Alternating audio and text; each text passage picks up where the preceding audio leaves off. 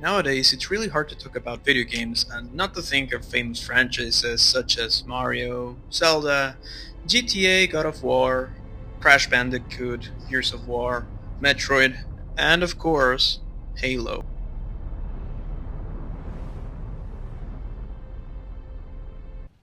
Halo for me, it marked a before and an after in a lot of ways. From my perspective into the artistic part of a video game and how music, story, voice acting, visuals, and gameplay could blend so well, all the way down to what makes a franchise so good and memorable. In this case, this isn't a review on Halo on its Bungie era. This is my history with Halo as a whole, what it meant to me and what it still means to me when I play it nowadays as an adult, and talk about what is viewed through the pink colored nostalgia glasses and what has held up so well through the passing of time. Now, for the sake of this video's relevance and veracity, I'll only speak of the Halo I know, the mainline Halo games from the Bungie era, since I haven't played any Halo from the 343 Industries era, since I never owned any after Halo Reach. Also, this is in no way, shape, or form due to the remake that it's being brought up recently.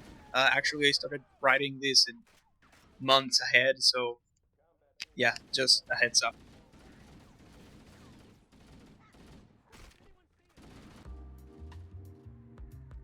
Halo Combat Evolved. To talk about the spark that caused Halo to blow up in me, first we must go back a bit in time, to the time I started playing video games and the perspective I had of video games back then. I was born in northern Mexico in the summer of '92. My first memories regarding video games are of me, my mom, and my brother playing Mario on the NES on a rainy night. For me, video games only meant one thing and one thing only: mindless fun. And to a certain extent, these beliefs still exist for me. Games must be entertaining first and foremost. A boring game with pretty visuals, good soundtrack, and famous voices doesn't cut it for me. If a game fails to entertain me, I just don't like it. So for me, in my first years, games had to be easy enough to understand and be entertained by it, in order for me to like them, of course. I'll admit, my bar was pretty low. There were a lot of games I played only because it was slightly better than watching paint dry.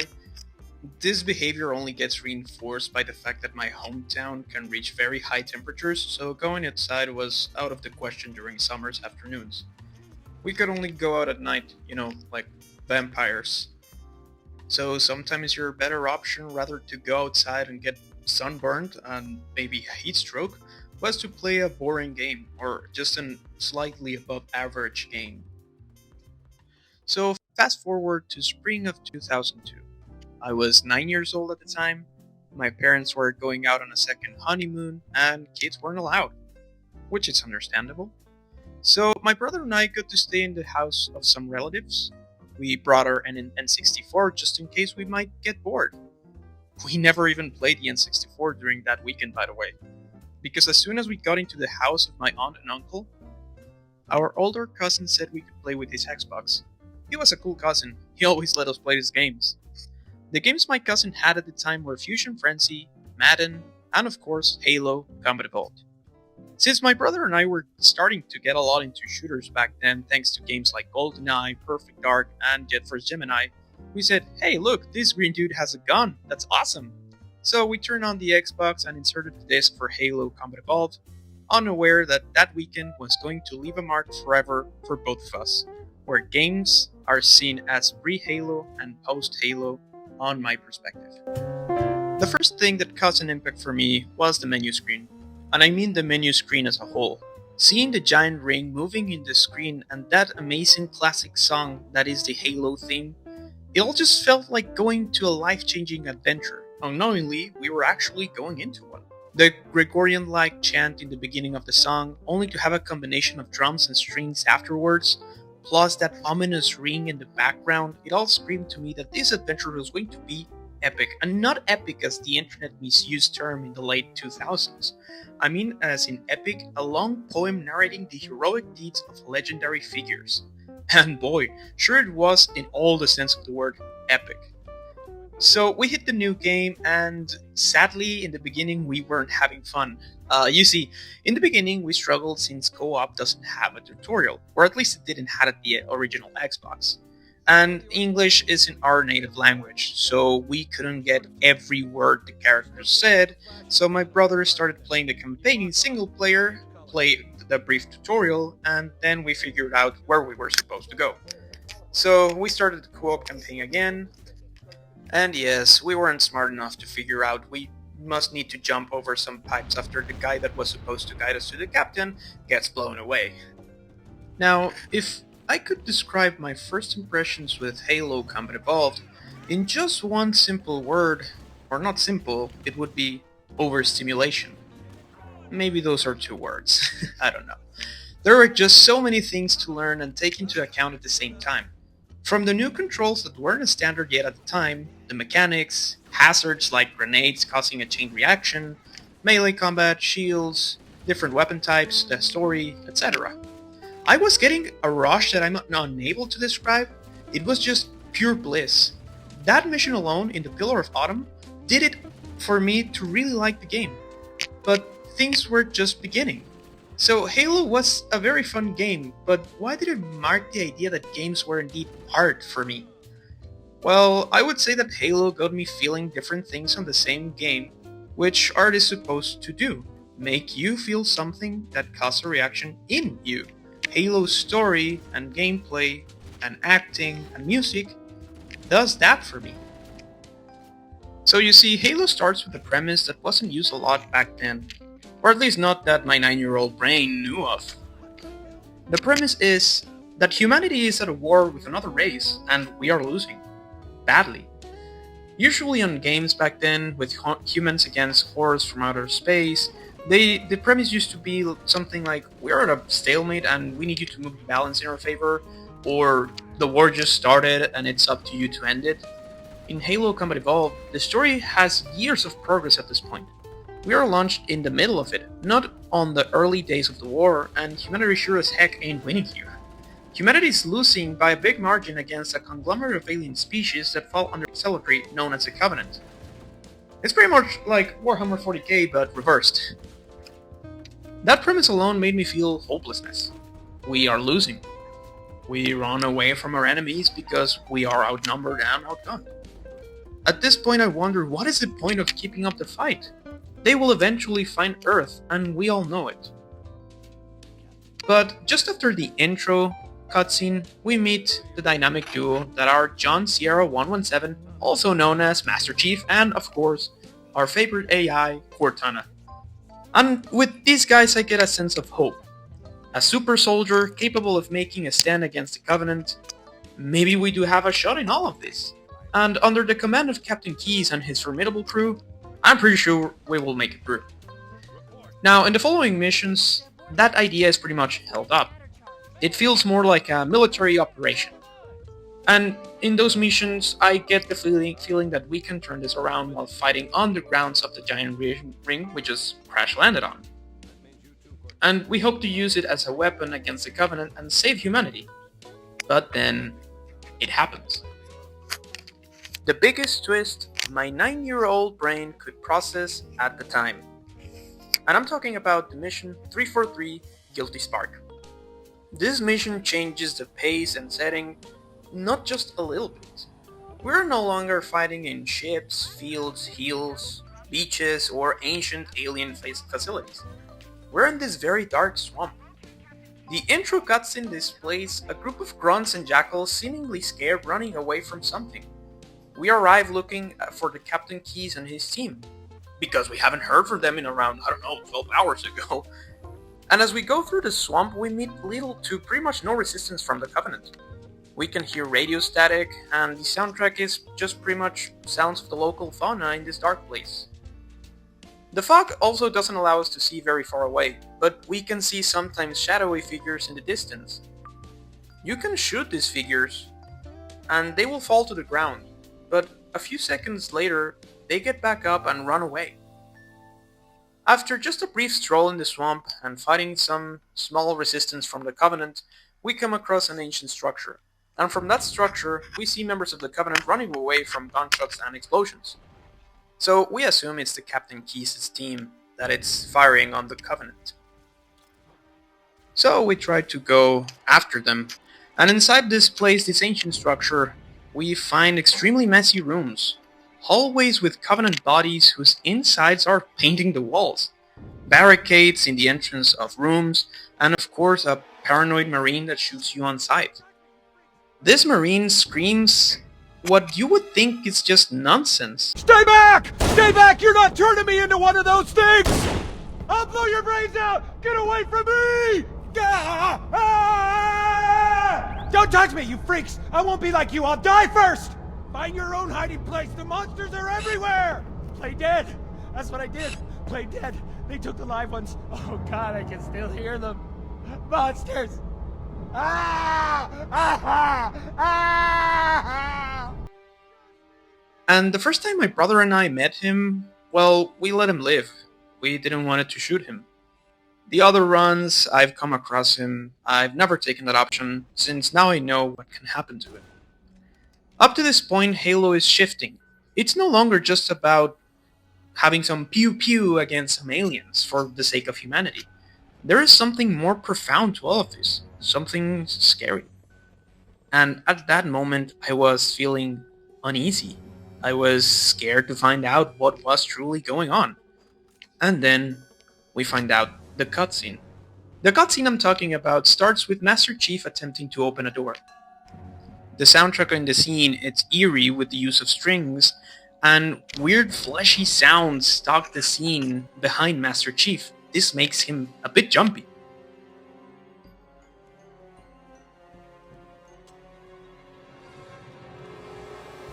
And when he finally manages to open the door, a dead Marine suddenly falls into his arms.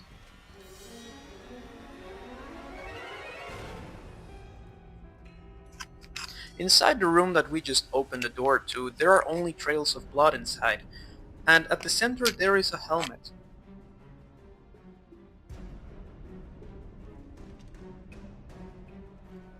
Master Chief takes what seems to be a small drive from the helmet, and while shaking his head, he inserts the drive into the back of his own. Then we see a video of what happened to the captain's team.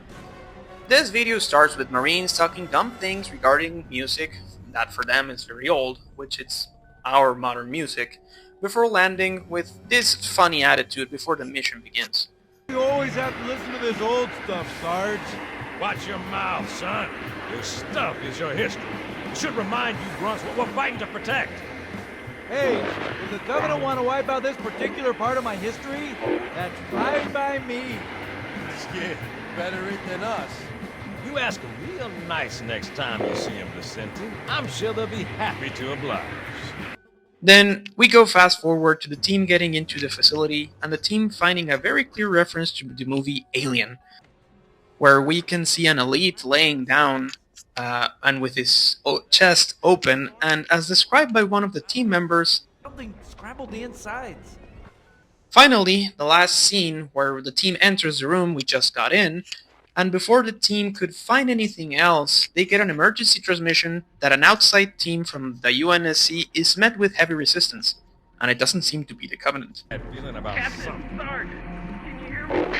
What's going on, soldier? He's got contact! Lots of them! But they're not Covenant! They're just tearing through us! What the... Oh, no! Corporal! Suddenly the comms are cut, and weird fleshy sounds fill the halls. Then we hear banging on the doors, but before anyone can realize what's going on, the doors come down and the room gets filled with small creatures that start to attack the Marines. The camera from the helmet of Jenkins looks around only to see a Marine screaming for help while being attacked with one of those things. The team fights, and Mendoza runs away screaming that this is loco, or this is crazy. Too many, Don't Sarge! even think about it, Marine. Or is it local? Get back here, Marine! The team tries to hold their ground, but to no avail, they are quickly surrounded. And Jenkins seems to fall to the ground, and as the screen goes dark, we only hear the sounds of the creatures, and some words that read on the screen that display KIA. That was our introduction to the Flood, an ancient parasitic species that works like a hive mind whose only desire is to consume living things. This scene alone gave me chills. I wasn't uneasy anymore, I was feeling scared. It all started to make sense. The Covenant units running away, the shadowy figures, the walls painted with blood, the paranoid marine, it all just clicked. And as soon as I am back to myself, my brother and I start hearing banging on the door. In the game, of course. We take the high ground and scared to the bone, we wait what we know it's about to happen. Our first real encounter with the Flood. And even though it's not a hard fight, I was still scared. I didn't sign up for this, I thought that I was getting into a sci-fi war game adventure, not a cosmic horror shooter. Then, as we move along the level, we meet more advanced forms of the Flood that have assimilated Covenant and Marines alike. These forms look horrifying. The look in the human faces just scream pain and horror in their last seconds of consciousness to me. Also, these creatures can use melee, but they also know how to use their weapons. Everything is just horrifying at this point. And the music, oh god, the music, it's just chilling to the bone. Now, something I haven't talked a lot about so far is the soundtrack. But as you can guess, it's a whole nother experience. The soundtrack for me is one of the strongest points from Combat Evolved. From the sounds the guns make,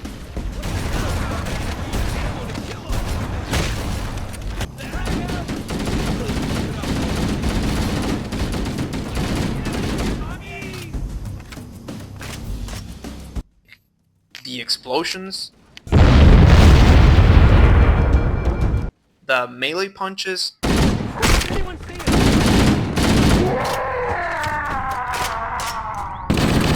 and of course the great voice acting. Sure, there were voices in some games before Halo, but they were bad for the most part. They were either too try-hard or just not even trying. A very known example of this, which is more a meme at this point, is the House of the Dead series, where the corny dialogue and weird voice acting, it's its own spectacle to watch. I don't want to die! My god. But in the case of Halo, for the most part, it just nails it down. From Jen Taylor as Cortana, What the hell are you doing? Security to the bridge. The Master Chief has gone rampant. Take him down, boys. Pete Stacker as Sarge, who will later become Sergeant Johnson, Once again, it is our job to finish what the Flyboys started. We are leaving this ship platoon and engaging the Covenant on solid ground. When we meet the enemy, we will rip their skulls from their spines and toss them away laughing. Am I right, Marines? Sir, yes, sir! Steve Downes as Master Chief, No thanks to your driving, yes. So you did miss me. and of course, how could we forget, our favorite fly girl, Foehammer, voiced by Tanya Pettiford Waits. We're approaching the LZ. It's gonna be hot. Get set to come out swinging. Touchdown! Hit it, Marines! I just hope I didn't butcher any of the names, since remember my native language ain't English. So add that voice acting with a banger of a soundtrack that, for example, it's the video game anthem that is the Halo theme.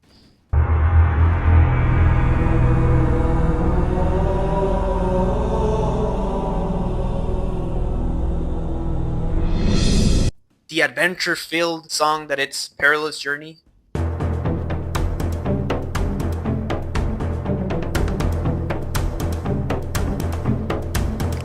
The soothing song of A Walk in the Woods.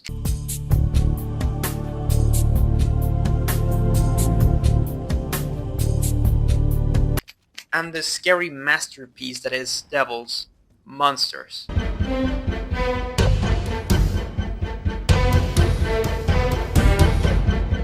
Halo Combat Evolved saw the vision of art in video games and decided to bring it to life. For Bungie at this point, it wasn't about the gaming score or just beating a level, or the amount of coins you put into the machine. It was about giving you a complete experience, a well-structured story where you aren't the main focus. You're just living the experience of this already living world through the lenses of one of its characters. You arrive to this already existing universe to take part in a moment in its history. And after you're gone, it will continue to be here. That is what Halo Combat Evolved felt for me for the first time I played it. It wasn't just me as the center of everything. It wasn't about me being the one who put the pieces in motion. Things happened before I got here. So, in hindsight, we have a living, breathing world with a rich story and lore, a banger of a soundtrack, and of course, great and talented actors and great visuals at the time.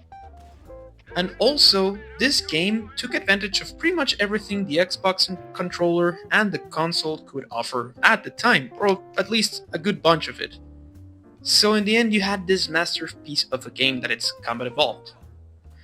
But proceeding with where I left off with my 9-year-old self, as soon as we finished that mission, 343 Guilty Spark, we stopped to grab some dinner, and we watched a movie before going to sleep. I couldn't sleep at night. The flood had me scared to the core. I remember waking up in the middle of the night after having a nightmare that the flood entered the house, and I opened the blinds that were next to the window, next to the bed that I was sleeping on, and I just stared at the stars above. I just wondered about those horrors, if they could be lurking there. Where could they be? I wondered. If they exist, do they even know about us? Are they making their way to us to eat everyone? I asked myself. So you bet I was scared. I was afraid of the flood, or something equivalent to it in our universe. I didn't want to see them anymore. But also, something inside me was brewing. The sense of duty of having to go back first time in the morning and fight the flood again. The desire to show them that besides me being scared, I was still going to make a stand against them alongside my brother. At that moment, in that lonely night, I felt bravery.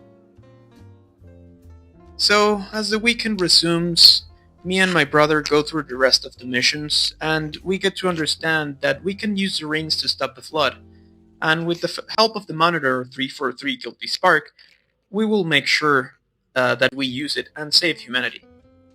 That is, until Cortana interferes and informs us that the true purpose of the rings are made to destroy the flood, but in order to do so, it's by wiping out all sentient life from the galaxy. Therefore, we're gonna be starving the flood. Guilty Spark confirms this, and then a resentment towards that flying orb boils in me. It's using us to fulfill its duties with the promise of helping us, when in the end, it was just dooming humanity and many other species. I felt betrayal. After that moment, we reached the end of the game pretty much. We need to go back to rescue Captain Keyes and get the access codes to the Pillar of Autumn, so we can blow it up along with this hellish device that is the Halo Ring. And when we reach him, we only found out an uncomfortable truth. The captain has been taken by the flood. And now that we think about it, we haven't seen any living human in many missions, at least 2 or 3 missions. Wondering this made me feel alone. Maybe we are the last members of a human resistance on this ring. After getting the access codes and in the process freeing the captain from his torment, we go back to where it all began.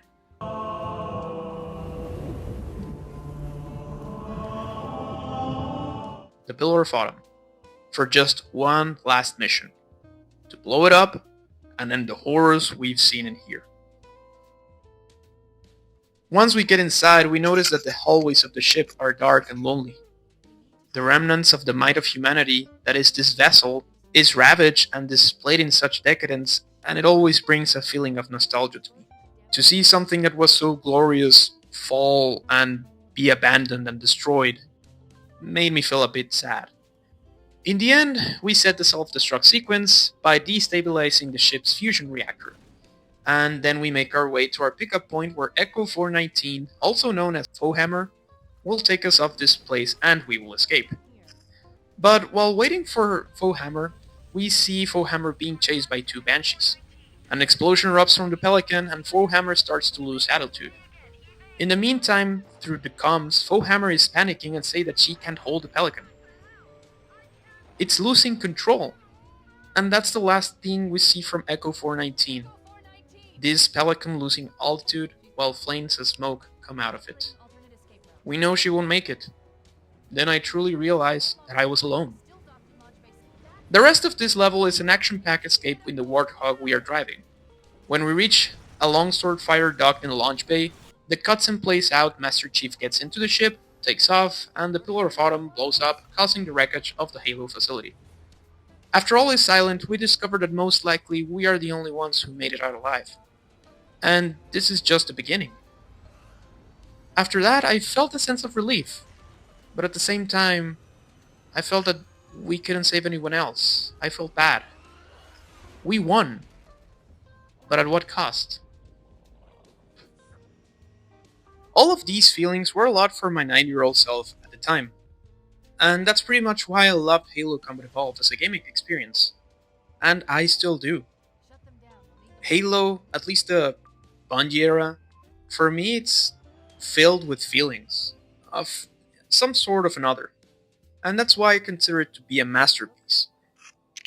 But now that I played it again, what do I think? Well, I played it recently on the Master Chief Collection, and I can still see the masterpiece in it.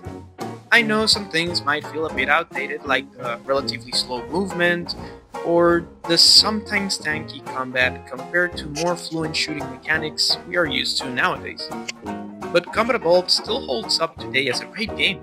Since we already talked about the 343 Guilty Spark missions and onward, I'll just give a brief summary of the missions previous to that, and what I consider is still really good or might be affected by nostalgia glasses, and I'll try to give some updates on the missions after 343 Guilty Spark that I didn't cover, pretty much. But not so much the story. Or at least not the story after 343 Guilty Spark.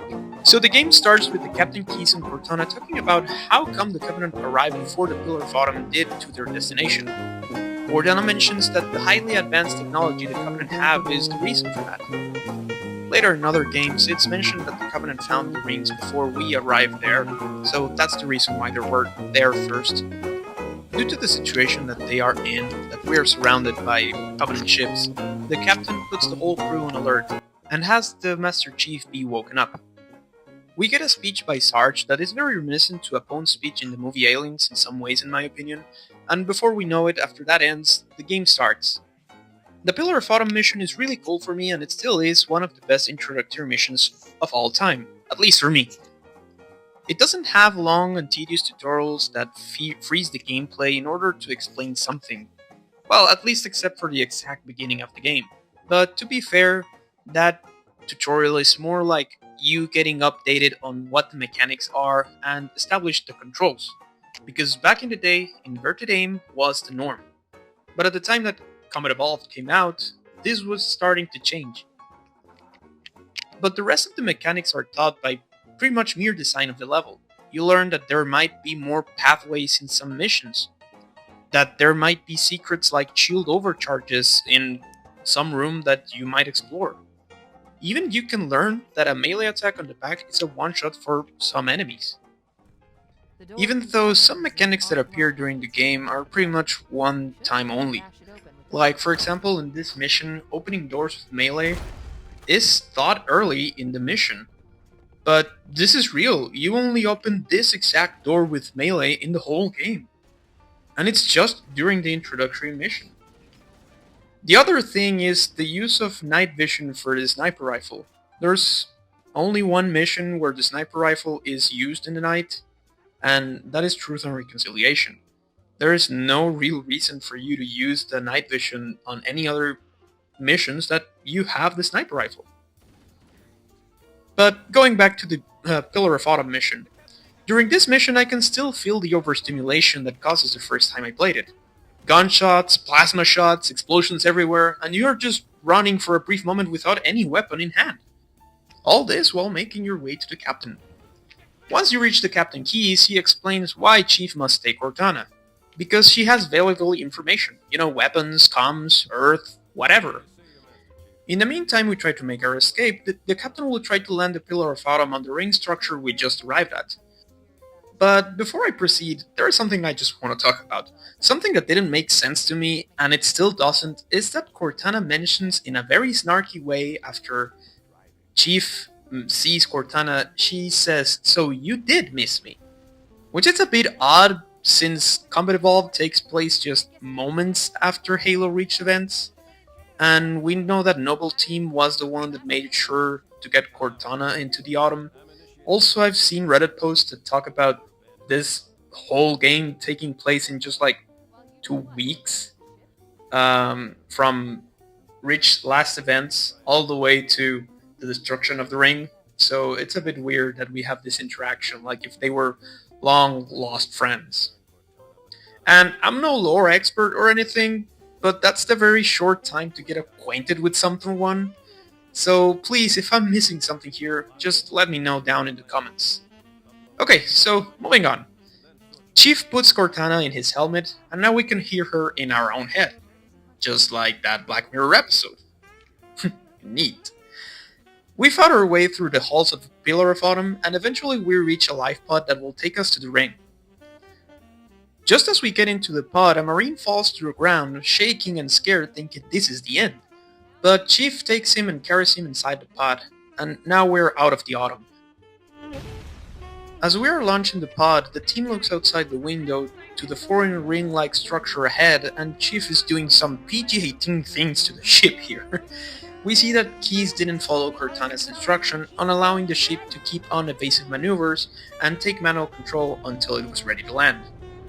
As a Pillar of Autumn passes us by, we finish the mission once we enter the orbit of the ring. The next level is called Halo. This level starts with a very tragic event. We crash land on the ring, and it seems only Chief survived the crash. The rest, well, they weren't so lucky it seems. A grim vision of what's to come later in the game, I think. And now, I'm pretty sure that we've all seen the laundry machine and brick meme. You know, the one that explains that maybe the fact that Chief didn't sit down was the cause of all these Marines to not make it. And I think it's kind of true. The Chief became pretty much just a wrecking ball inside that pod. But we'll pretend it's not, just for the sake of the lack of logic from the narrative. The Halo mission is what the devs envisioned Halo to be in the beginning. But due to limitations, the game had to be what it is known as today. The game was originally thought to be an open world game, or at least open world levels. This is seen in an early demo of Halo in the early 2000s, where the main idea was finishing an objective, but you could take any desired approach. Also, something cool is that the sound the elites made during that demo are the sounds the Flood make in the final game.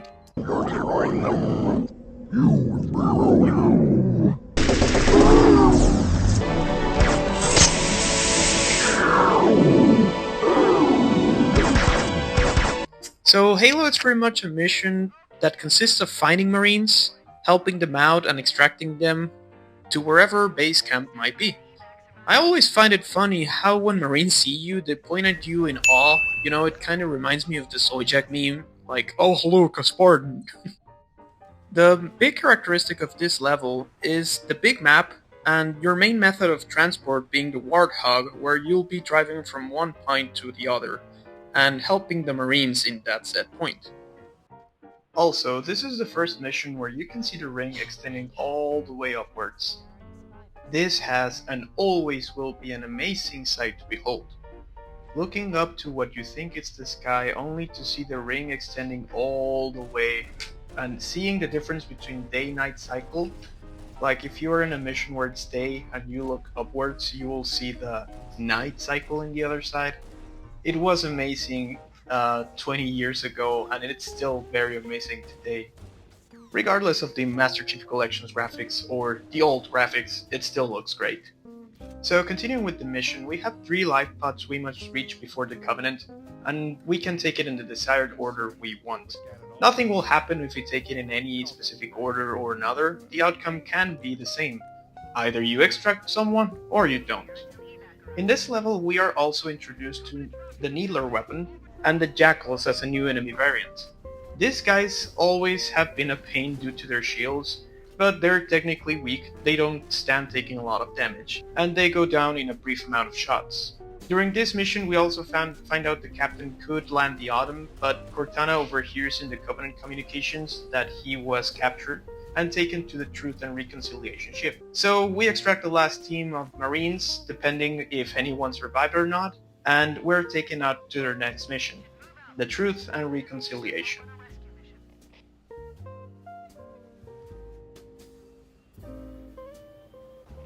This mission is during the night, and it attempts to have like a sneak type of mission, but let's face it, it always ends up in guns blazing for everybody, which is not penalized at all, but the main idea was to sneak in and the Marines won't fire until Chief is fired at, which it's a good mechanic, so to speak. Your Marines won't engage unless you do, and it helps to set up the ambush. So that is actually really neat. And something neat also is that the sniper rifle has a night vision. And obviously this is maybe another mechanic that didn't make it exactly to the end of the game, because there are no other night sneak missions. So this is the only mission that this feature is useful. You know, like the one in the Pillar of Autumn where you bang on the door and open it up.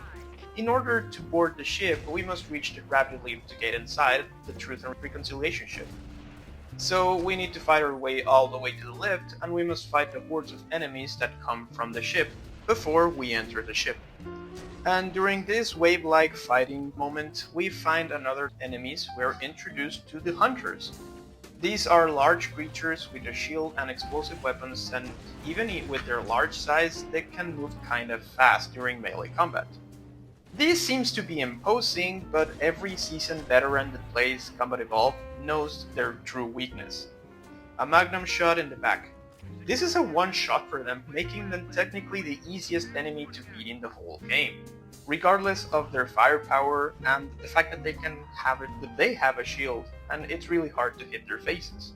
So once we are inside, we must look for the Captain Keyes and his team, and then we need to extract with the whole team intact. Inside this ship, we make our way to the holding cells that have the captain and his team hostages, and here we find another enemy variant, which is the Invisible Elites with energy source. For some reason, they were less annoying than I remember. I remember that when I was a kid, I hated facing these guys, because pretty much they one-shot you, but I remember them to be way more enduring, so to speak. They can take some number of rounds before going down, but now they seem to take less. So in here we continue with the story after we find the captain, and he tells us that he overheard some guards speaking about the ring light structure we just landed on. It seems that this is a weapon that they call Halo. Obviously, now we know that it ain't a weapon, but the Covenant at that moment at least imply that they believe that whoever had the control of Halo had control over the fate of the universe. So we attempt to use it to our advantage, so we must reach the weapon before they do. Then we make our escape in a Covenant transport ship, and we go to the next mission, the Silent Cartographer. And this is one of the missions that have one of the most, if not the most iconic intro in Halo Combat Evolved, if not of all Halo history, at least in the original trilogy.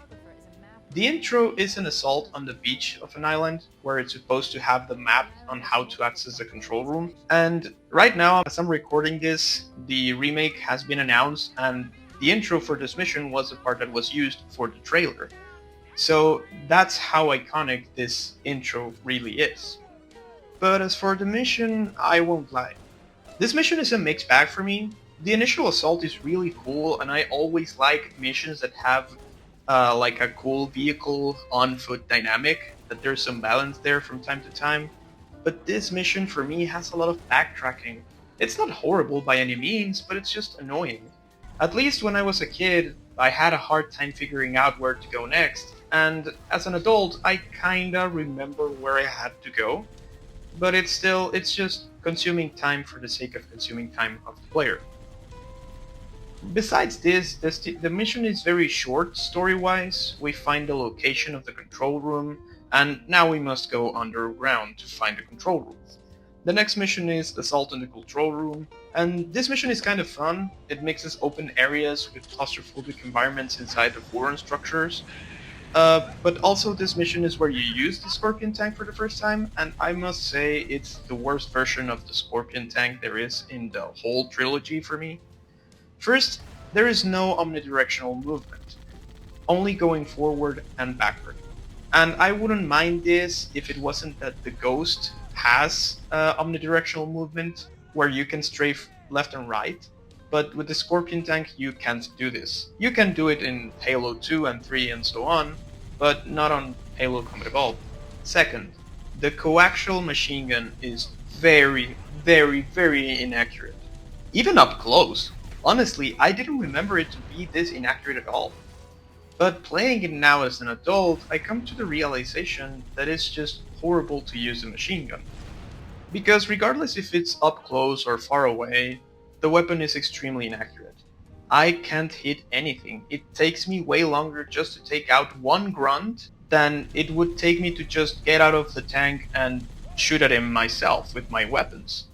And third, and I don't say this is precisely something bad, but the main cannon takes way long to reload. And again, it's not that bad honestly. It's punchy, it's accurate, it's good, but I felt like my progress was halted due to the time it took to reload, and plus add the lack of movement that I had with the tank and the coaxial machine gun being extremely inaccurate. That made it for me the worst version there is for the Scorpion tank on at least the original trilogy. But in the mission itself, the greatest part is the ending. Here we place Cortana into the control room, and she starts to get all the information of the ring all in just one go, and she claims that it's something glorious to behold.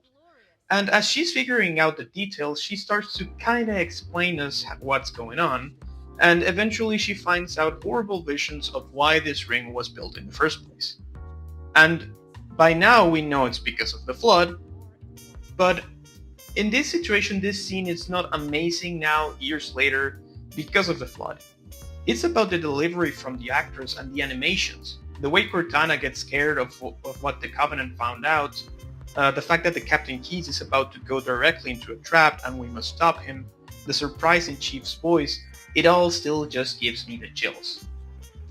And right now, we won't talk about the Mission 343 Guilty Spark since I went in full detail about this level priorly on my retrospective as a kid, but I'll say that the ultimate experience for this level, if you're playing on the Master Chief Collection, is don't play with upgraded graphics. The horror elements gets lost easily once you reach the structure. This is because the cutscenes are extremely buggy sometimes.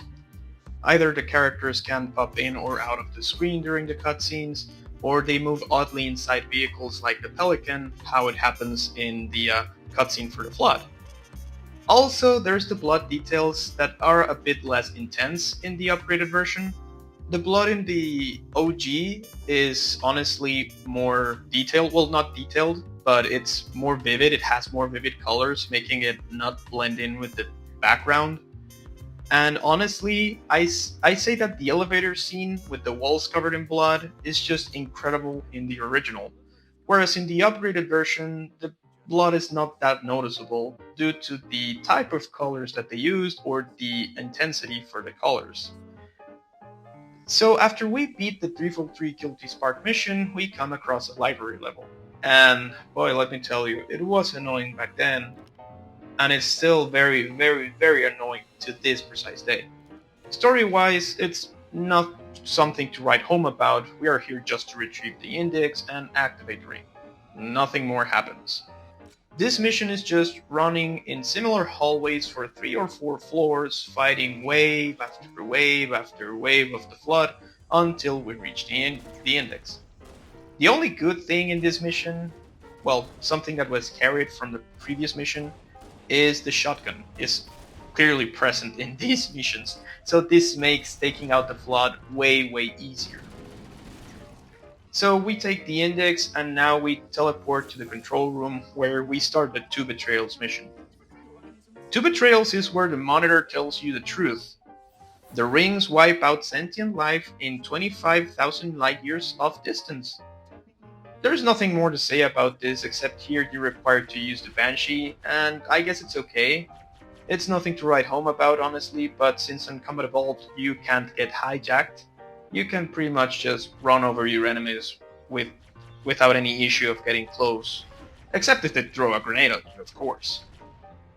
The layout for this level is very similar to the assault in the control room, but I would say kinda backwards. You are in open fields, and sometimes you have to get inside very claustrophobic Forerunner structures. And here something cool is that we see the enemies fight between each other, between the Covenant and the Flood factions. Sometimes I just like to lay back and stand far away, watch the fight, and get myself some popcorn in the process. And then I just need to take care of the one that remains alive by the end, making my job way easier. In the end, the purpose of the mission to Betrayals is about you trying to delay the monitor, so that you can go to the Pillar of Autumn and blow it up along with this ring. And we move on to the next mission, that is Keys. In Keys, the story takes us to a damaged Covenant ship where the captain is supposed to be held up. He seems to be alive, and we need his neural implant to activate the self-destruct sequence for the Autumn. Something really cool I like about this mission is that here we hear that the Flood seems to be smart. Or at least smarter than we knew so far.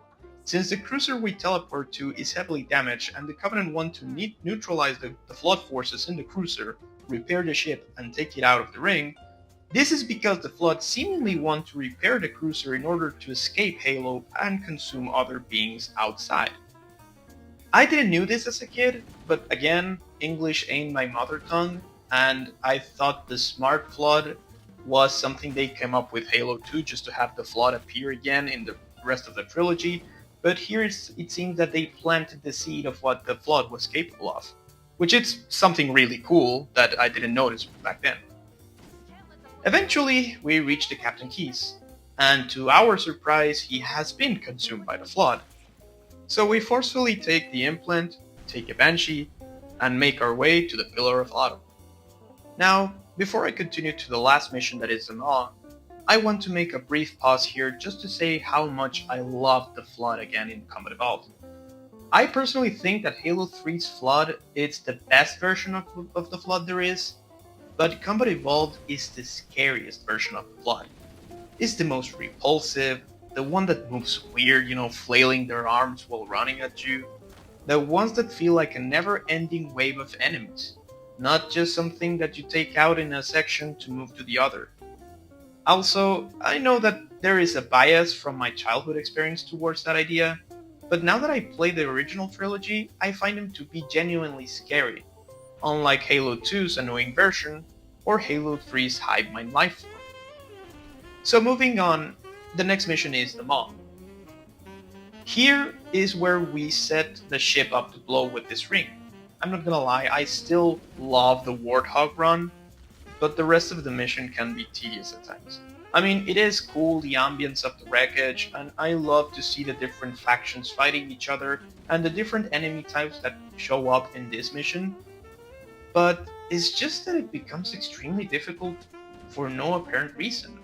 Sometimes the enemies are placed in a cheap way, like a group of enemies with high explosives at the end of the hall with pretty much no cover to get closer to them.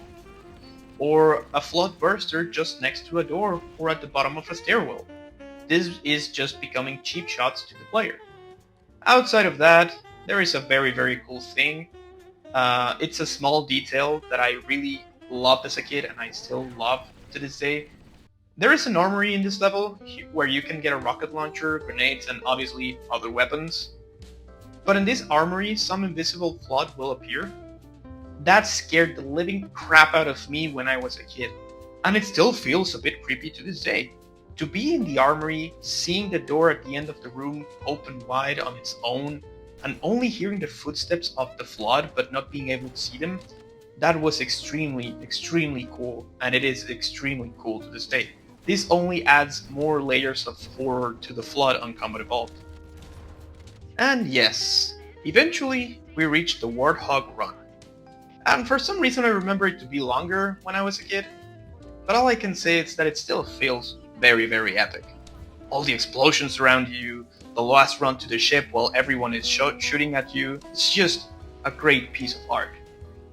Also, during the Warhawk run, there are some classic Easter eggs that you can find, which are the Thirsty Grunt and the Rex text painted in the wall, which for any seasoned veteran, it's a must-have or a must-see for at least one time as a Halo player.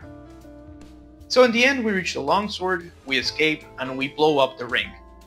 Cortana thinks this is all over, but Chief believes that the things are just getting started, giving the hint back then that maybe a sequel was on the way.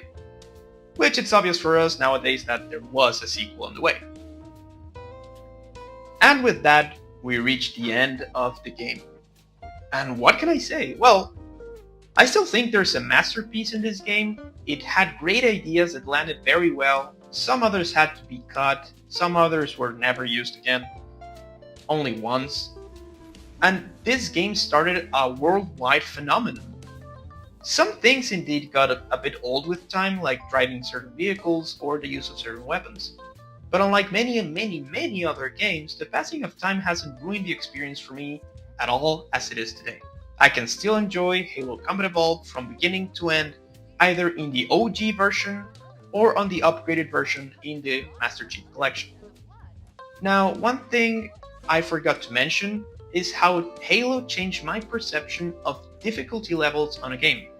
You see, Halo as a whole in the original trilogy, when you change the difficulty settings, it's not just the enemies deal more damage to you or they receive less damage, it's also their behavior. In this case, grunts don't run away so often. They use the full extent of their arsenal, like grenades. They act more aggressively, they shoot more rounds, and even overall, they have better aim. This was just the work of genius because the difficulty felt more like an approach of what was fighting the Covenant in realistic scenarios, instead of just tweaking damage input and output numbers. And with all this said, I really appreciate Halo Combat Evolved a lot. As a game, as a piece of art, as a piece of media that changed my perception on how to enjoy games as a whole. The Bungie era had other 2 mainline games and 2 FPS spin-offs. Did they hold up in the Halo name, or did they get deteriorated by the passing of time? I would guess we'll find out soon enough. Also, just one thing, like I mentioned, I never played the 343 Industries era, but I also never played Halo Wars besides the demo, so I'm not entirely sure if I'm going to talk about it later down the line, but if you want me to talk about it, I can try it out and I can just give my perception on how it is for me today. So with that, we reached the end of the video. Thank you so much everyone for watching these. I really appreciate you sticking to the end.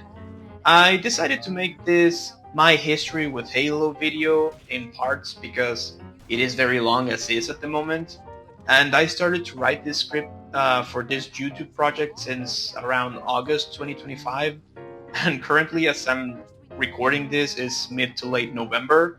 So yeah, it takes a bit of time for me and it's going a bit long. So I decided to make it into parts for each entry, which I think will make it a bit more digestible for everyone and easier for me to make since I have a job and a family, so that takes time for me. Like I said, this takes months in the making. So again, thank you so much for watching, and I hope to see you in the next entry of this videos, which it will be my history with Halo 2. Bye bye!